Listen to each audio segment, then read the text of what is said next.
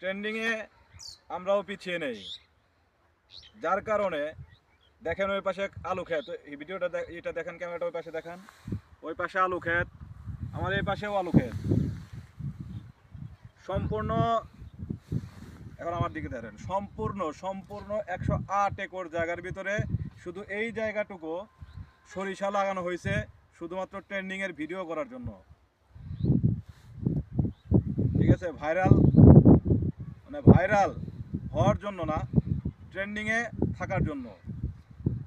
আর একটা বিষয় হচ্ছে যে আমি কিন্তু সবাইকে মন থেকে ভালোবেসে অ্যাক্টিভভাবে সবার সাথে থাকার চেষ্টা করি, কিন্তু অনেকে আমাকে হয়তোবা এটাকে সস্তা ভাবতেছেন। আমি কিন্তু সস্তা না।